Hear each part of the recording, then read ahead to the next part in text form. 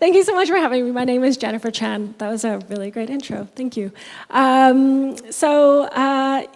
a little bit about what we do with Preview Careers. Basically, we help students figure out what they're going to do with their degrees after graduation.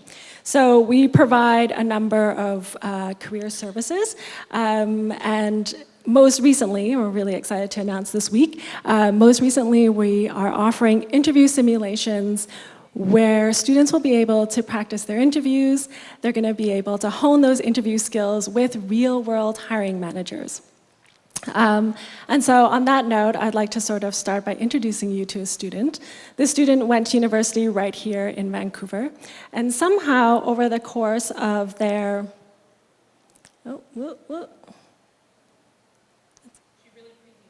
Yeah. Somehow, over the course of their undergraduate degree, they managed to amass almost 140 credits across 18 different subject matters. And so I know all of you are looking at this list and thinking this individual must be absolutely flourishing in their career as a barista, maybe? No, I'm just kidding. If you haven't already figured out, I was that student. That was my transcript. My immigrant parents were very, very proud.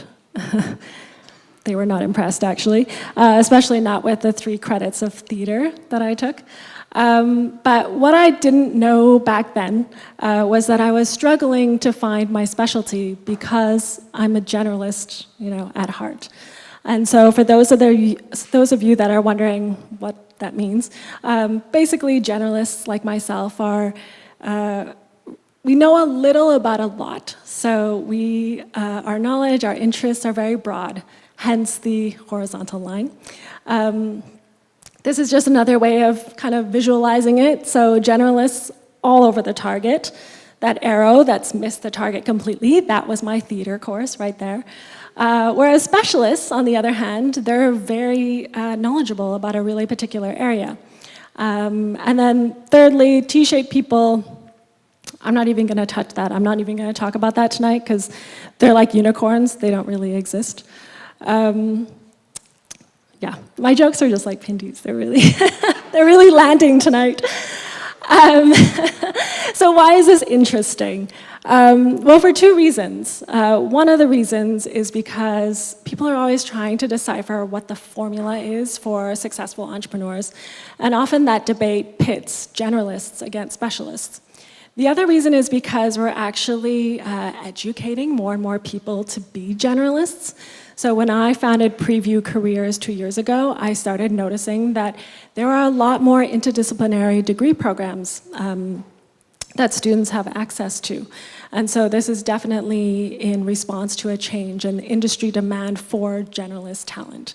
So when Tech Vancouver, approached me and asked me to come talk about lessons learned, I started reflecting upon sort of the last couple of years of my sort of career journey as a tech startup founder, and thought it'd be interesting to explore those lessons through a generalist's lens. So let's do that. So the first thing I want to talk about was imposter syndrome. I think this must be a really common struggle amongst generalist founders. And it's just the feeling like you don't know enough, basically. And the truth is that a lot of really great tech leaders are generalists. They come from backgrounds where they've worked and they have experience in many different organizational fields. And so when I sort of took a look at those individuals, the common thread that I sort of found was that the way that they're successful is that they're really great at building teams and filling rooms with smart people, people that are smarter than themselves, but more importantly, people that are more specialized than themselves. And so this was definitely one of the lessons that I learned when I started my company. I really had to sort of take a step back and look at the different areas where I thought that I would need to learn more, to gain more knowledge, and then to then, even evaluate further and look at the areas where I felt like I was better off finding a specialist or recruiting or hiring a specialist that could support me in that area. And so as an example with Preview Careers, that area was really technology. Because even though I was really, really excited and like super gung-ho about signing up for my first coding bootcamp, I realized pretty quickly that it just wasn't feasible or realistic that I would gain enough knowledge fast enough to be on par with my CTO, for example. And the cool thing is that once you've united that team, you get to learn from those teammates. You get to learn from your co-founders, and you get to deepen that knowledge. After all, like once you've filled that role, it doesn't mean that you can be completely hands-off as a CEO. But it's a little bit tricky. Because as a generalist, I'm intrinsically interested to be a part of everything, to be involved in everything, and to have my fingers in every pie. And so I think it's really important to be aware that that kind of enthusiasm can be interpreted or misinterpreted, as the case may be, as micromanagement. And so lesson 2 is really learning to let go and learning to delegate. On the side note, I just want you to know that I know that this stock photo is pretty horrible, but it's also it's so bad it's kind of good. It's kind of funny. I felt that this really very accurately depicted how I think I look like on the outside when I'm letting go, whereas this is probably closer to what I look like on the inside. Yes, ladies and gentlemen, there's a series of, it's a tragic series of stock photos. There's actually a third one. But last but not least, wisdom is knowing what you don't know. For me, knowing what I don't know is, I don't know about wisdom, but I think it comes with a lot of anxiety. As I'm sure a lot of you know, a lot of you entrepreneurs.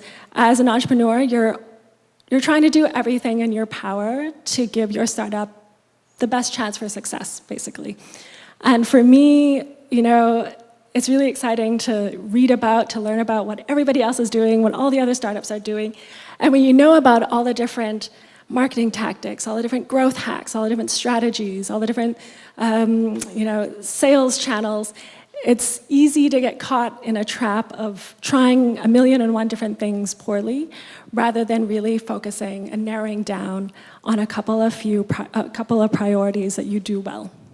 And so for me, I do find it extremely challenging not to spread myself or the resources of my company too thin. So to wrap up, what's the takeaway? Basically, as we kind of see more and more the education system changing and educating all these people to be generalists and seeing that in response to industry demand, I think it's just really interesting. It begs the question, what the future looks like in terms of how we run our businesses, how we lead them, how we recruit and manage talent, as well as what companies' roles are in terms of training, professional development, for these new generations of generalists. And so regardless if you're a specialist or a generalist or a mythical T-shaped unicorn, I think the takeaway is that we all feel some sort of self-doubt. We experience some sort of uncertainty somewhere along our career paths. And so with Preview Careers, we really want to help alleviate some of that and help people ultimately find work that they love. Thanks, that's all.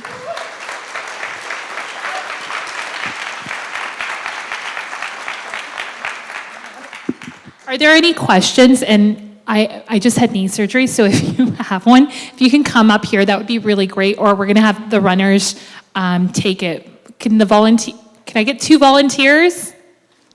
Thanks. Any questions? Just put your hand up. Okay, so the first one's here. If you want to just come up here. Great work, Jennifer. So my question is, when you started Preview Careers compared to right now, I'm not sure how long that is, maybe you can elaborate, but has your viewpoint changed? Is this something that you learned since you started your startup, or is this something that you were preaching from the beginning, and has that brought you success in your startup?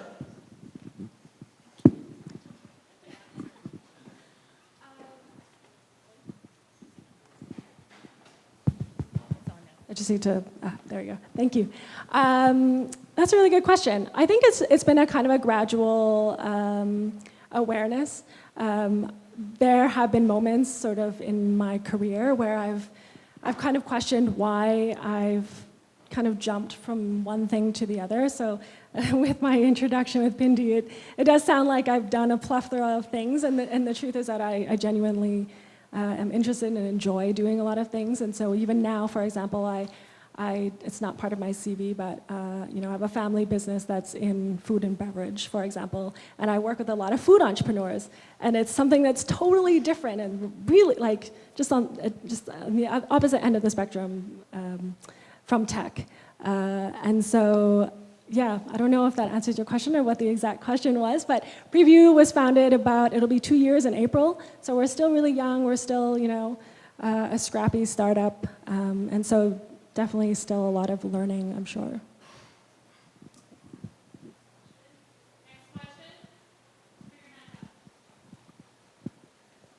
Hey, thanks for presenting. And pretty cool, especially as somebody who works in the HR space.